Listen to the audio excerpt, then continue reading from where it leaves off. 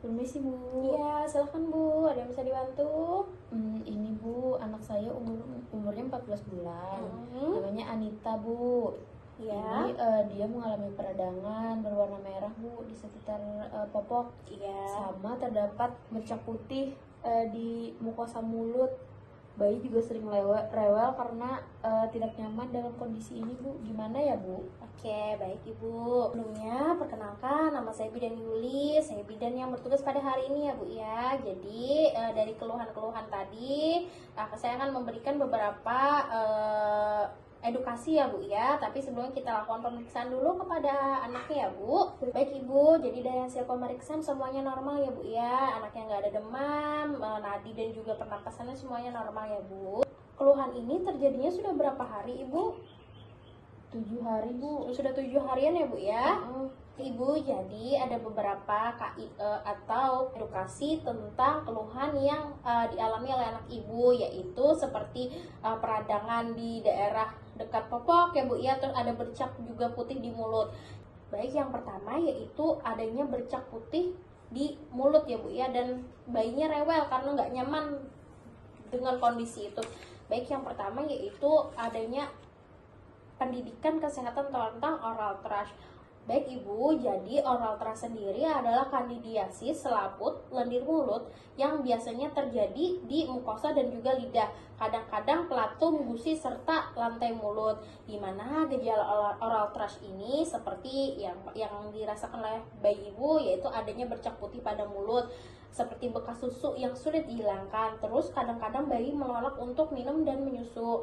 Mukosa mulutnya terlihat seperti mengelupas, ada lesi atau banyak luka pada selaput lendir mulut sampai bibir memutih menyerupai bekuan susu yang melekat.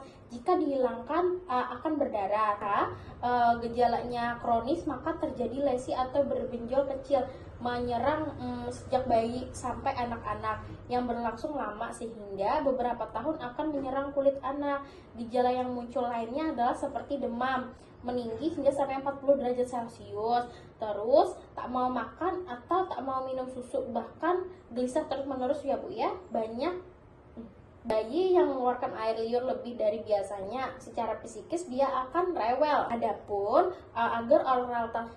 Agar oral thrush tidak terjadi pada bayi, yaitu yang pertama mencuci bersih botol dan juga dot susu.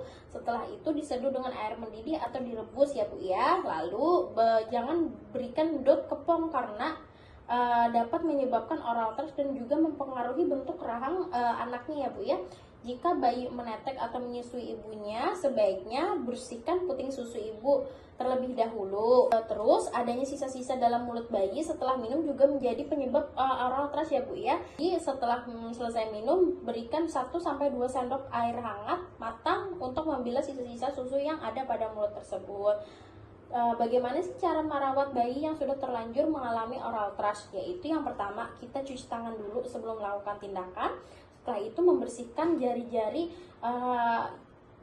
kita, lalu bungkus dengan kain bersih yang telah dibasahi dengan larutan garam. Olesi mulut dengan gentian violet 0,25% atau 1 mili suspensi nystatin.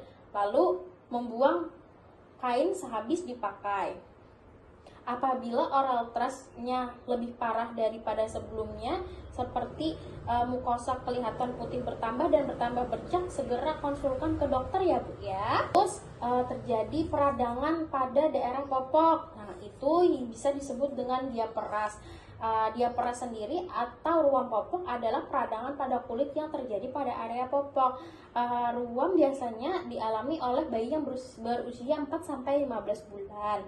Penyebabnya seperti kebersihan yang tidak terjaga, sering buang air kecil, atau bayi sedang mengkonsumsi antibiotik, atau bayi yang mendapat antibiotik dari susu ibunya. Adapun tanda-tanda diaperas yaitu kemarahan pada area kulit yang terkena popok, biasanya pantat atau genitalia hingga selangkangan. Adapun penata laksanaan yang bisa dilakukan yaitu gantilah popok yang basah sesering mungkin ya Bu ya. Hindari penggunaan tisu basah karena dapat menambah iritasi pada bayi. Gunakan air bersih untuk membersihkan area popok. Setiap kali mengganti popok, langsung dibilas tanpa perlu digosok ya Bu ya. Cukup keringkan dan menepuk kulit-kulit tanpa harus digosok, karena kalau misalnya pian gosok menambah kerusakan pada kulit. Terus hindari penggunaan popok terlalu kencang. Tidak disarankan menggunakan baby oil atau lotion untuk mengurangi ruam. Adapun pencegahan yang bisa dilakukan adalah yaitu pertama, kita pilih dulu jenis popok atau bahan kain yang menyerap keringat. Terus sering mengganti popok bila basah dan juga menjaga kebersihan di sekitar area popok. Ada yang mau ditanyakan dulu Ibu? Tidak ada. Sudah jelas ya Bu ya. Jadi nanti Ibu di rumah bisa lakukan tindakan yang seperti saya sarankan. Kalau misalnya masih tidak ada berkurang keluhannya, langsung dibawa lagi ya Bu ya ke fasilitas kesehatan seperti itu.